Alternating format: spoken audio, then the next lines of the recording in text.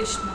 आप सभी को वरूथनी एकादशी की बहुत शुभकामनाएं। वैशाख मास के कृष्ण पक्ष की तिथि को जो एकादशी आती है उसे वरूथनी एकादशी कहा जाता है, तो जो कि इस साल 26 अप्रैल 2022 को मनाई जाएगी। तो चलिए इसके बारे में हम संपूर्ण जानकारी प्राप्त कर लेते हैं। वीडियो को शुरू करते हैं। हरे कृष्ण। धर्मराज युधिष्ठिर ने श्री कृष्ण भगवान से कहा कि हे भगवान, वैशाख मास के कृष्ण पक्ष की तिथि को जो एकादशी होती है उसका क्या नाम है, उसको करने की क्या विधि है और यह एकादशी करने से कौन से फल की प्राप्ति होती है, कृपा पूर्वक विस्तार से समझाइए। भगवान श्री कृष्ण ने कहा, हे राजेश्वर, वैशाख मास के कृष्ण पक्ष की तिथि को जो एकादशी आती है उसे वरूथनी एकादशी कहा जाता है। यह एकादशी सौभाग्य देने वाली है। यदि कोई अभागन स्त्री इस व्रत को कर ले तो उसे भी सौभाग्य प्राप्त हो जाता है। इस व्रत को करने से मनुष्य सभी पापों से मुक्त हो जाता है।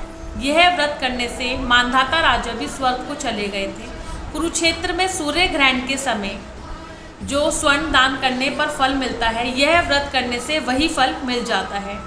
10 करोड़ तपस्या करने वाला जो फल मिलता है वह भी इस व्रत के प्रभाव से आपको मिल जाता है। मनुष्य के लोक परलोक सुखी हो जाते हैं और वह अंत में स्वर्ग को जाता है। यह व्रत करने से अन्न तथा कन्यादान का फल प्राप्त होता है। जो मनुष्य लाभ के वश में आकर कन्या का धन ले लेते हैं वे प्रलय काल तक नरक में पड़े रहते हैं तथा उन्हें अगले जन्म में बिलाव का जन्म ग्रहण करना पड़ता है। परंतु जो मनुष्य प्रेम तथा धन से कन्या दान देते हैं उनका पुण्य तो चित्रगुप्त भी लिखने में असमर्थ हो जाता है। शास्त्रों में कहा गया है कि हाथी का दान घोड़े के दान से, घोड़े के दान से भूमि का दान उत्तम है, उससे उत्तम तिलों का दान है, तिल से स्वर्ण का दान और स्वर्ण से अन्न का दान श्रेष्ठ है। आखिर में श्री कृष्ण कहते हैं, हे राजन, जो भी मनुष्य इस एकादशी का व्रत विधि पूर्वक करता है वह स्वर्गलोक को प्राप्त होता है। इस कथा के महात्म को पढ़ने से ही उसे गौदान का फल मिलता है।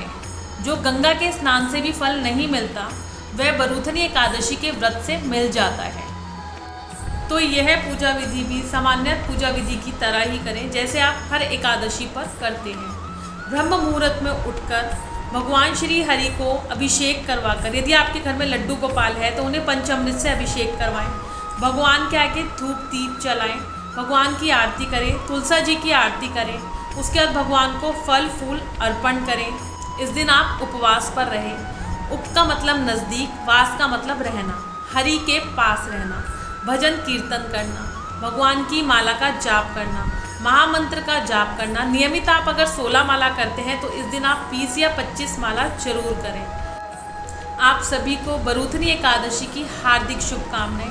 भगवान श्री कृष्ण आप सभी का कल्याण करें। जय श्री कृष्ण। हरे कृष्ण।